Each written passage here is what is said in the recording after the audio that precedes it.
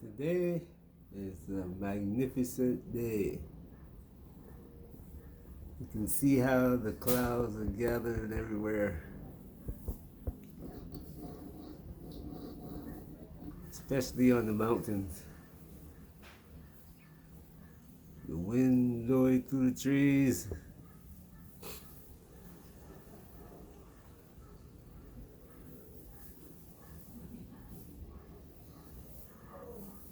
But it is hot.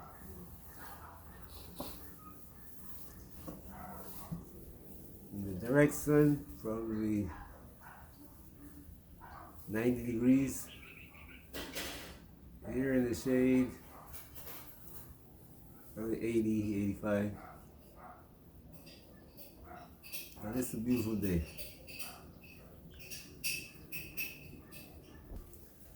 Hope everyone is enjoying their day. And to whatever extent you can, take a few seconds to look at the sky or something that you didn't do the day before or even earlier today.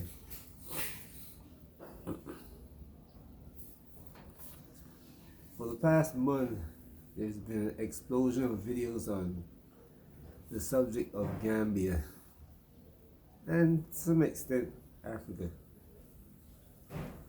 Especially those stories about the 5 single women from the diaspora who returned to the Gambia to rebuild their lives basically in the manner that they saw fit, that they chose, and the way they wanted to live it. Now,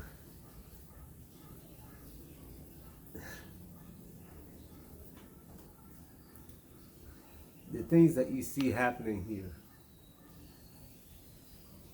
that you see in the videos, have been happening to women in the diaspora, from the diaspora, all over Africa. All over Africa.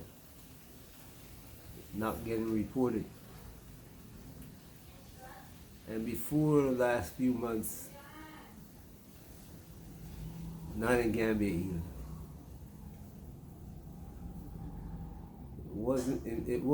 It didn't make ad sense. That's the only way I can put it. It didn't make ad sense to do it. But what happened is that one famous YouTuber brought it up, and then everybody else feel they had to pile on so that they could make some ad sense out of this too. But the people who are doing this are entertainers. They're not serious about it. If they were serious about it, they would have told you about the events that happened before and the events that led up to this.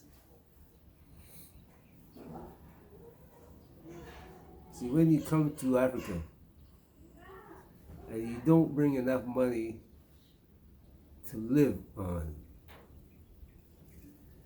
and YouTube becomes your only means of support,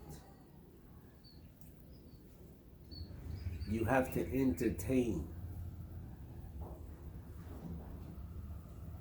Hear what I'm telling you? You have to entertain. You can't say anything what people consider to be negative about the country you're in. You have to show the inside of your big house, not outside. When you show outside your big house, you have to show the compounds around you and the little children with. You have to show the compounds around you.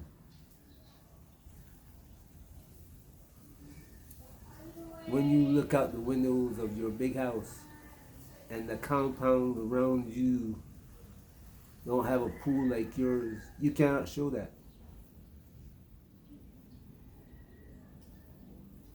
You can only show the pool in your house and you sitting by the pool.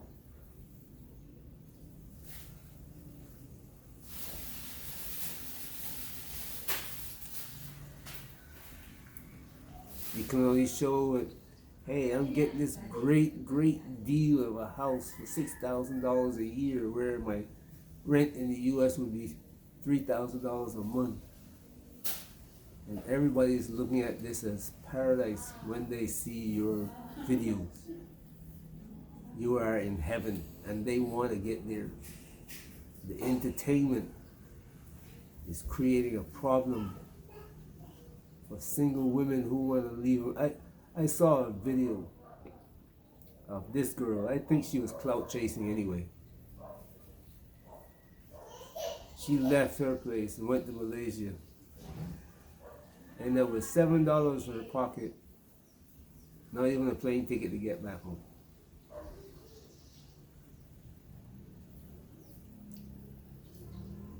Single woman, single black woman. You feel you have to do these things. Why?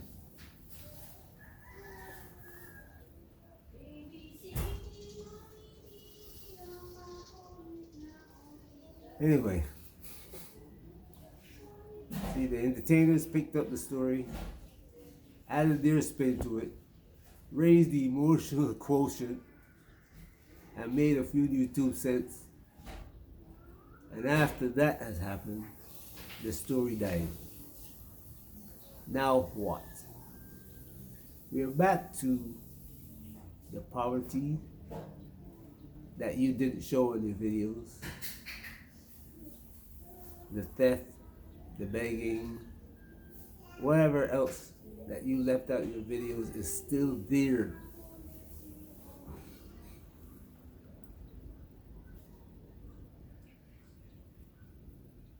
You move on to another entertaining story about your posh life in Africa. There are a few who do give information about the facts, include the facts of their information. However, the reality is that you cannot just provide a certain type of information to people, because people don't see it as information that allows them to make a choice. They see it as either boring, frustrating. I don't want to see that in the news. The news is always tell me bad things. Okay?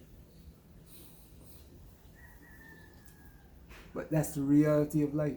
You live in a world where the sunshine is bright, sun shining. You know what? There are people at the beach enjoying themselves, but somewhere close to that beach, or maybe even on the beach, somebody's being robbed. Something bad is happening. That's the way life is in general, period. And you got people who won't watch the videos because they're not entertaining. And if you want to have you want to have 20,000 people subscribing to you and watching your videos every day, you gotta show yourself skiing down the most dangerous mountain, jumping out of an airplane. I've seen some African YouTubers now, they go in the trench down. They're following the white guys, the European, the Caucasian, going into trench town in the favelas of Brazil, in the ghettos of Kenya, and wherever they can find one, trying to outdo themselves, and Africans are following them. So the entertainment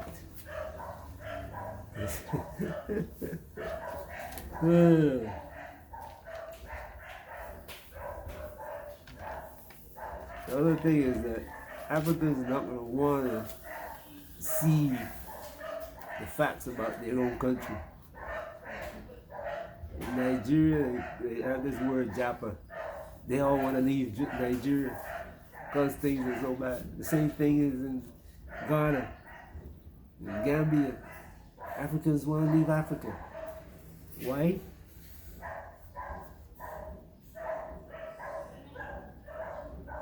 Because when you leave America and come to Gambia and you arrive in the evening, by the time you wake up in the morning and go out to buy some groceries and you look around and the culture shock hits you, you're seeing what Africans trying to escape.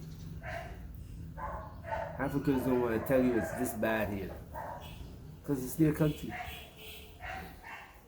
They don't want to see these videos about these negative things about their country.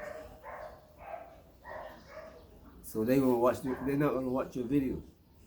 And then there's one man that said, he made a video and said, you know what, I just keep my head down and I stay safe. Keep your head down. You can't keep your head down in Africa now. Everywhere somebody's watching you. Everywhere. And I'm telling you, look, let me tell you a story. One day I was walking from my house out to going to the beach.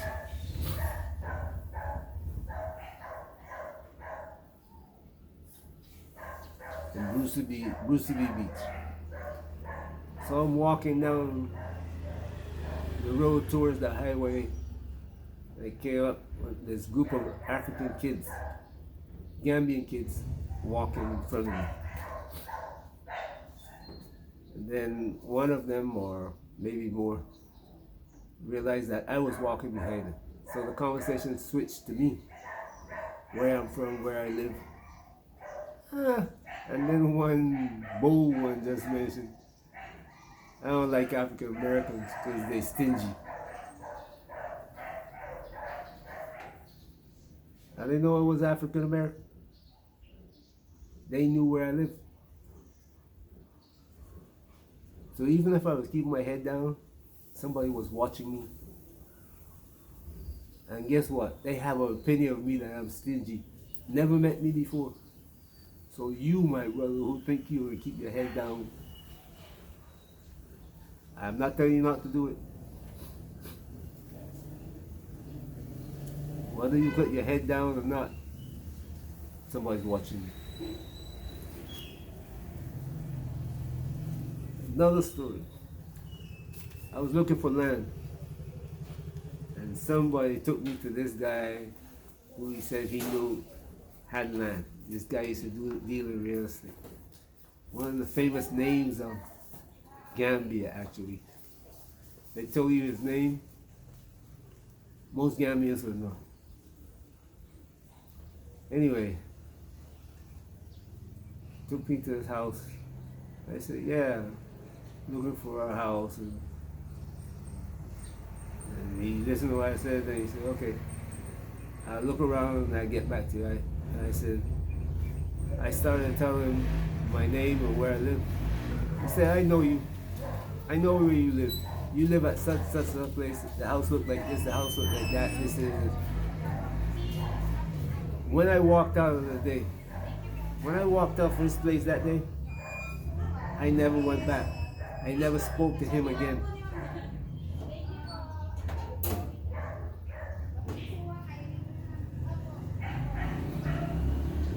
I used to hear some stories about him.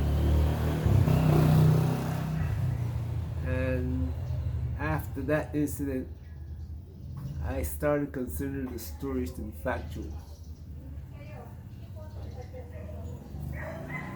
I had heard his name, but I heard his name. I wasn't met. Let me leave that out.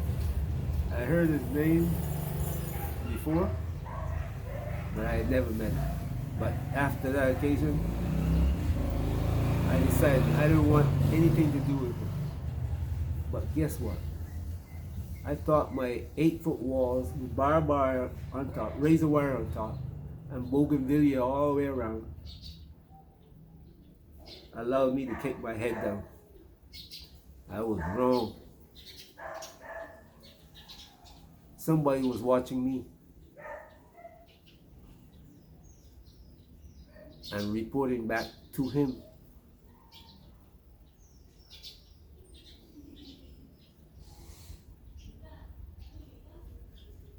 A lot of you don't know that there are gangs in Gambia. You don't know who operate the gangs, who are the heads. You might think, like some people, you know what, people from all over Africa come to live in Gambia, and those are the probably people committing the crimes. You know how it was explained to me by a Gambian? He says that happens because when somebody commits a crime here, they come from another country, the people, oh shit. Let's make it simple. It's better to hire them, and when something happens, they get rid of them out of the country, or they get locked up for the crime. But the person who is running the gang has no affiliation with them. When I saw that they found the 1,000 pounds at this guy's compound, I started laughing to myself. And the story was that the guy killed this lady for 1,000 pounds. When somebody steals money from you, when things are stolen from you in Gambia, it doesn't stay in Gambia very often. It goes across the border.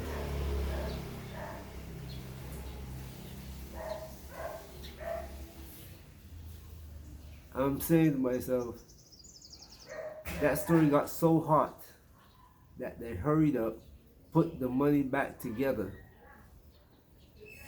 and put it in this guy's house so the police can find it.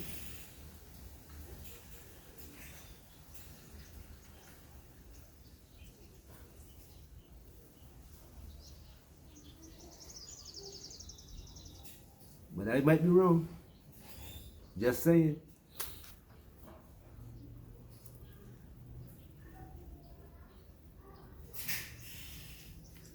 You know, I'm not trying to promote ire between diasporans and Gambians or Africans, period.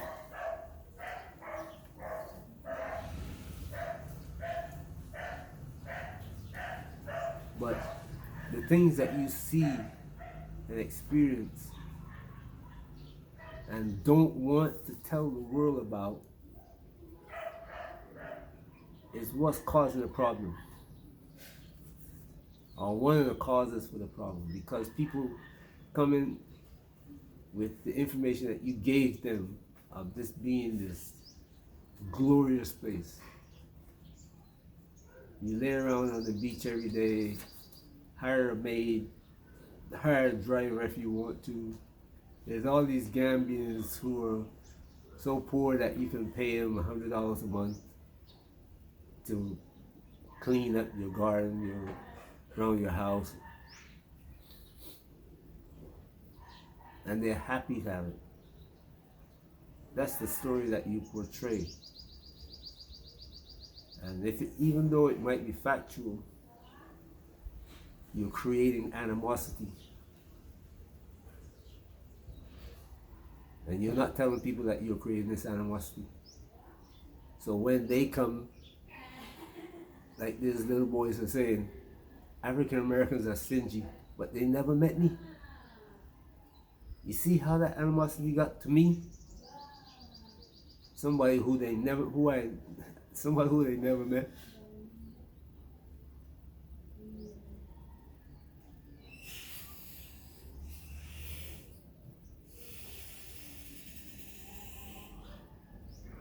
African Americans got a reputation for being gangsters in Africa, for shooting people, killing people.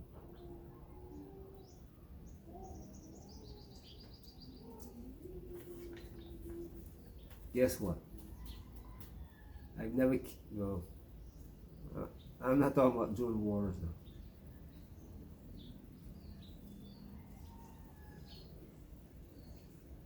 Never did.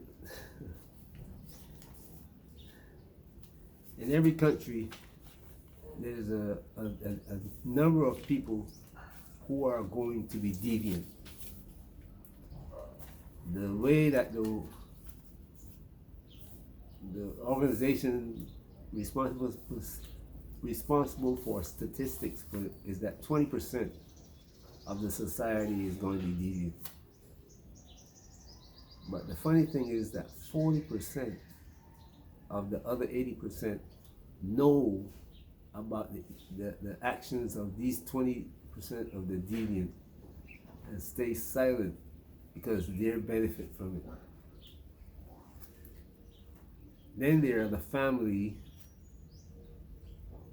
who don't want the mother or the father, they don't partake in it, but they stay silent because they're children. And then there's the government employees, like policemen and so.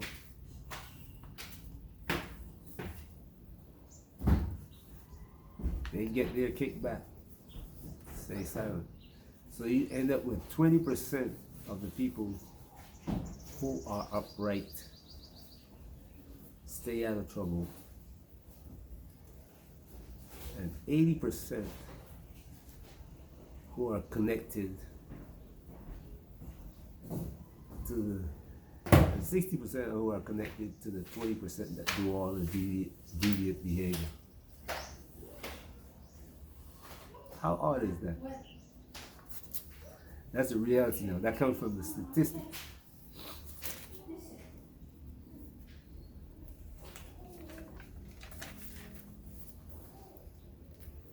The entertainers have moved on, as from what I'm seeing.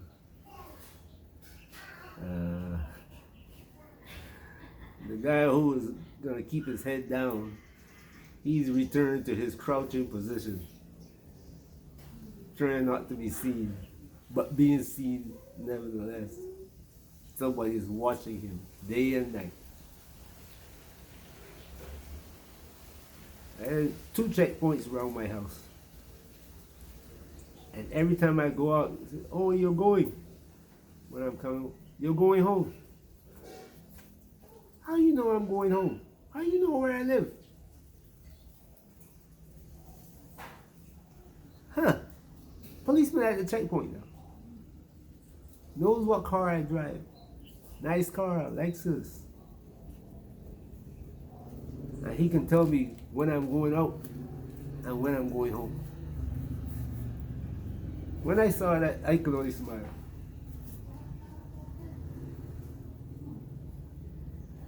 But in all of this, though, the Gambia has great potential.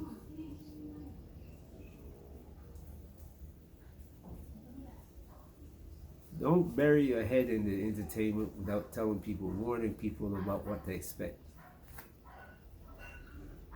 Let them know that when they come, you come with a plan to build something. And more than likely, if you come with the right plan, not to go into business selling cement blocks.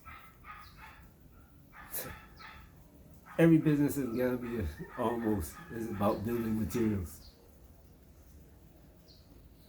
or food. And Gambia doesn't produce enough food to feed itself, and it doesn't produce the building materials that are sold in Gambia. So, come with a plan. I mean, I got videos that shows you what's needed in Gambia. That river Gambia, hey, that's a source of wealth for Gambia beyond the wildest dream. If Gambia had one resource that would make it $1 trillion country, is the river Gambia. Anyway, video's getting too long already. Hope you're enjoying your day. Peace.